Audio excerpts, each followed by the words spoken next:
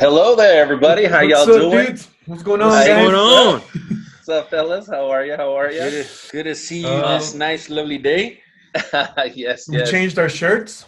That's right. Yeah. That's right. We're Oh, yeah. we're one of our two shirts that we have. I love it. No, cool. I want to welcome everybody to our third episode of Un Trio Talk. It's been a wild and fun ride so far. Just talking with these guys and kind of talking about what we're gonna do and how we're gonna do it. So it's been really fun. And so I hope that you guys out there enjoy this product that we're working on.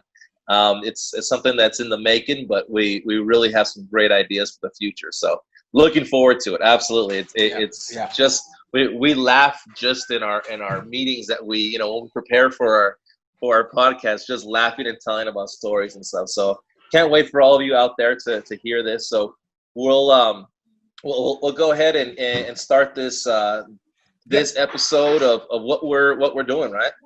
So, what are we going to talk about today? Yeah, exactly. What's I think the that subject? it's not how all of our meetings start. All of our production meetings start off. Okay, so now what do we do? Now, But what do then we do, right? but it always ends up in like, well, let's just talk, because the three of us, when we had conversations, when we had conversations, it just turns into ridiculousness and it turns into a lot of fun. So, It's fun. yeah. So Pretty I much. maybe if you guys can tell our audience and our friends how you guys met. Well, let me tell you, a very It was long time ago. It was a cold day in October back in the night 19. Dude, I have that memory. So, I can tell you right now, we were sleeping at our grandparents' house. And I remember, because, dude, you were supposed to be a girl. He Dude, could it be. was, yeah. Well, okay. I mean, dude, that was it. It was, everybody had said, man, he's going to be a chick, he's going to be a girl, and this and that and that. And I'll never forget, they had come in. We were sleeping, and Dad came and whispered into my ear and said, Mijo, it's a boy. And we're like, what? Totally. And I'm So then, here. yeah, and you're here, dude. So that was the Wait a story minute. with. He was born in your grandparents' house?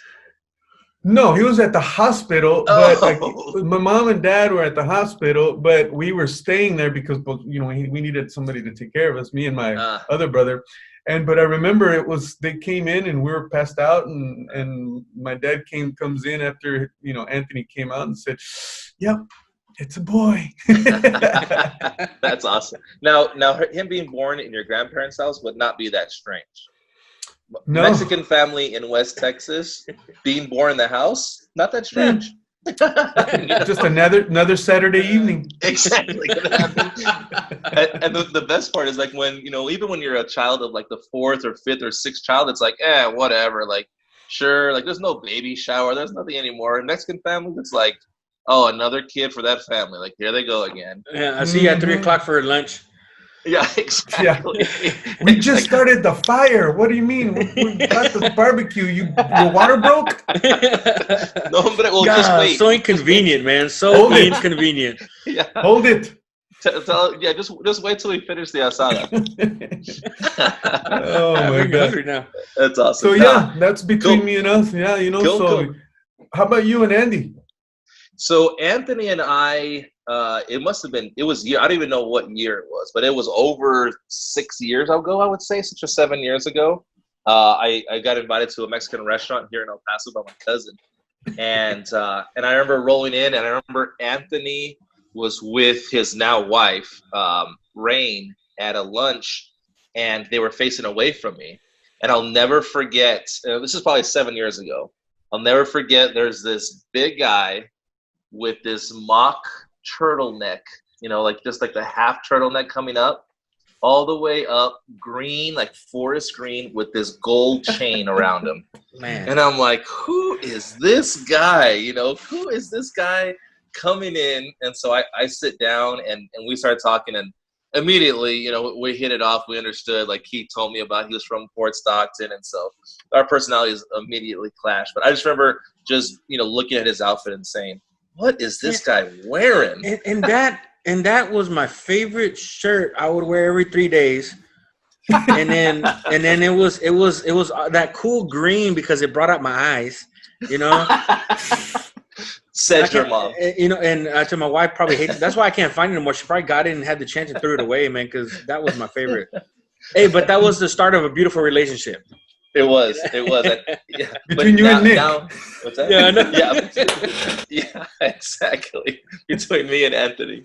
Yeah, so that was the first time, and then we got a little closer because then soon after that, maybe a year or two after that, I ended up being under the leadership of his buddy, of Brad, who was our CEO. And so through there, that's when I started hanging out with Anthony more and more.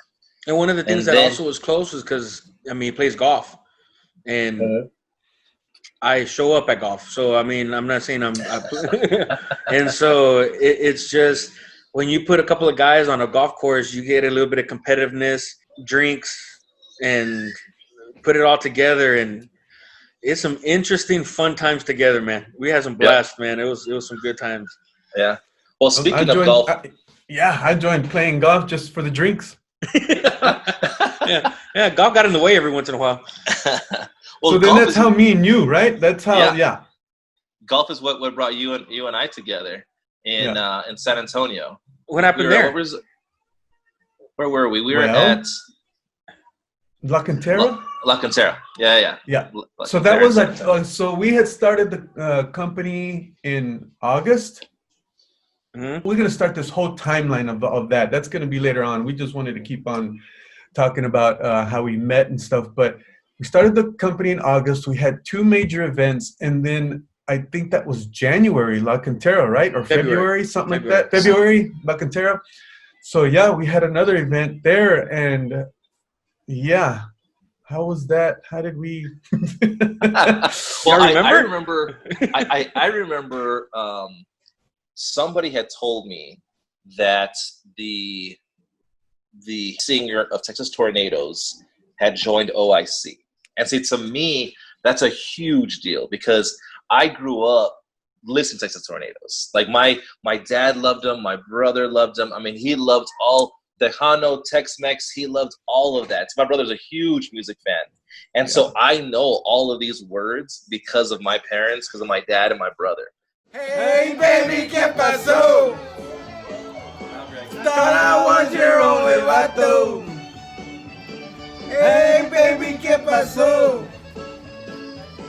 And so when they told me that a Texas Tornado had joined OIC, I was like starstruck. Whoa. You know, it was the biggest deal. And then it wasn't until I would say probably 2 or 3 months later that I found out that he was Anthony's brother. And I'm like, no. Like a Texas Tornado joined. They're like, yeah, that's Anthony's brother. I'm like, no. Like I'm talking about another guy, you know, like a real, like a star, like this guy, you know, that I listen to. Not Anthony's brother. Not Anthony's brother, man. It's Anthony. Like, no, Anthony and a Texas Tornado. Like, no, they don't mix. What are you talking about? But sure enough, we I remember meeting you at Cantera and talking to you, and I was just like, you know, at first I was like, man, this guy, this is incredible. I can't wait to tell my brother, tell my dad, you know. So that was an awesome experience. You know, cool, just meeting you. And then we went to the golf course. So here I am, and the story begins. He's like this huge, like this guy is on a pedestal. He's a Grammy Award winner. Mm-hmm. He's traveled the world. You know, he's worked with Freddie Fender and Flaco Jimenez, and like, man, this is just incredible. And then they say, hey, we're gonna golf. And then you see my first swing, and you're like, no. Then I saw, because it was cold that day. Then I saw your outfit. And I'm kind of a golf snob. Like I'll admit it. You know, I'm definitely like when somebody shows up and I look at it and I'm like, oh God. Yeah. Side note, Anthony, I've told Anthony several times, don't wear cargo shorts to the golf course. Like just put those cargo shorts away, please. Have I not told you, Anthony? You wearing high tops at the golf course, bro? High tops and cargo shorts. So now, to Nunie's credit, it was freezing cold because it was February in San Antonio. Did I come in my jeans and boots? No, I didn't. You had like khaki cargo pants, and then it looked like kind of like hiking, like rubber-soled hiking like shoes. They weren't boots, but they were like maybe rubber soled, like black. And I'm like, oh man. And you know me, I'm like my polo shirt, my golf shorts, Dude, you know, my this dude's my slick like my every time sharp. Yeah. And so I'm looking, I'm like, oh man, this guy, like, we're gonna be here forever. Like this take forever. But sure as heck, this guy, first hole, just laces it down the middle. And I'm like, oh, you see, Nick? Way to be a jerk. Way to be a jerk and judge this guy. You know, like, this guy's going to take forever. And I probably hacked it off the first tee box. But I remember looking at you and being like, oh, this guy. But you played well. I remember that. I remember you. Thank I mean, you. I don't think all of us didn't play well at all for the whole rounds. But there was some shots that I'm like, man, this guy's good. That's the whole reason you guys didn't play your top game, and I was a game then. You know, you know. I mean, that makes all the sense in the world. But I do tell you, I remember that morning because we were there Friday, Saturday, and Sunday, right? Mm-hmm. Yep. Mm-hmm. So Friday, Saturday, dude, Sunday morning, our room was demolished. It was like a nuclear bomb went in our room, and Brad, like Brad does, man. 7 o'clock in the morning or 6:30, calls, hey bro, you wanna go play golf? Hungover, we were hurting, dude, right? We were hurting Sunday. I got up and I'm like, I'm not gonna miss a golf game, especially in La Cantera, right? I'm like, hell yeah, let's go. So I remember waking up and just telling my wife, pack everything, call help if you need it. Don't worry about nothing. You guys head to the spa. We'll see you later. You know? Nice. I like it. And I made a call downstairs. I said, look, my golf clubs are in my truck. This is the license plate number. Get them. Take care of it. And yeah, dude, it was. And then I got thrown in a car with you and your friend. I remember that. Yes, I remember. Yes. Yeah. Somehow, because we had to drive to the golf course, and there's two courses at Cantera, the one right by the hotel, and the one that you drive away. And the one you drive away is a nicer one, so we went to that one. Yep, I remember we ended up driving you out there. And it was cold, man. I remember it was cold. Damn, I'm surprised I didn't show up on boots. Yeah, man. But that was my first impression of Nunie, where I'm like, man, this guy is just a legend. Like, you know, I have his CDs, I have everything in my house, and this is, you know, what I grew up on.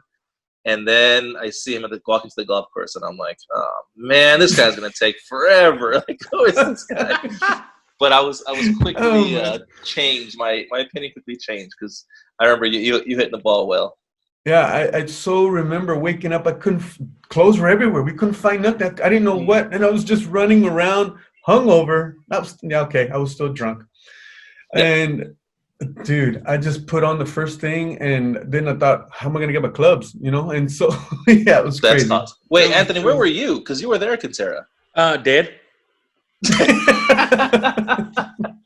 That's where I was at. Yeah. Yep. Literally, when I got the phone call, I'm like, I ain't answering this one, you know. I'm not answering this one.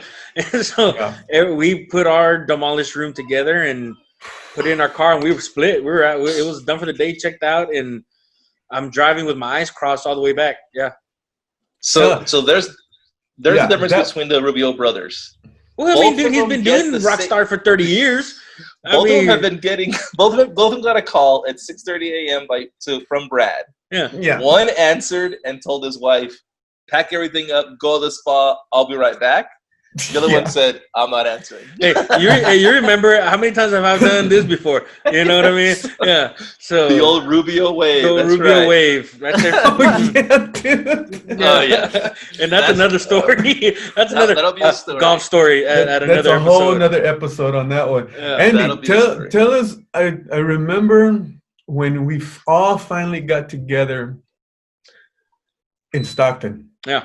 So I remember. So the thing is, we went to Stockton. We were doing a tour, and that's right. We were doing the tour, but we had one that was going to be in West Texas in Fort Stockton, and of course, when our director's out there, you know, he's like, well, because we went from already. Our first leg was like South Padre, and then we went to U in New Braunfels, and then we headed up to West Texas, and so we were going to see Mom and Dad, and so we're going to be there a couple of days early. so one of our directors like, hey man, if y'all gonna come early, I can set some stuff up for you. And I'm like, okay. So it's coming back to our hometown, and I'm like, well, they know us. So of course, Nick, 3 hours away from El Paso, I call him. I say, hey brother, I'm gonna need your help, man. Is there any way, man, that you could come over here, help us out? And of course, Nick's like, he's down for whatever, right? He's like, yeah, I'll be there. And all he asked, hey, when do you need me? And I said, well, we're gonna be there Tuesday. Our events, I think, wasn't until like Tuesday, Wednesday, either Thursday or Friday or Thursday. No. And I said, but we can do a couple of things on Tuesday if you don't mind. He's like, yeah, I'll be there. So I said, okay, well, he's like, where do I stay? I say, bro, just come to the house, dude. I said, we'll echamos cama, right? We'll figure a way. Mom's got, 3-bedroom house. We'll make it work. So we both meet there all at the same time. And every time we go to the house and there's more people, you know how it is. We slept on the couch. Me and my wife, we slept on the living room and the couch. Nick had one of the rooms. Nunie and Linda had their room. And dude, that was just a coming together. So that was really the first time that Nick's been with us, because we've gone to El Paso many times, and their family has embraced us great and everything. But that was the first time that he's come to our side. Mom and dad making the food, and the families together cutting up, and it's just another brother. He fit right in. We couldn't tell, and from then was just great whenever we had it together. And I remember that night we stayed up to God knows. I know we had to leave at 6 or 7 o'clock in the morning because we had to go to Odessa. Yep. And I don't think we finished talking till like 5 something in that morning. Yeah. And that was because I remember you guys had already gotten there.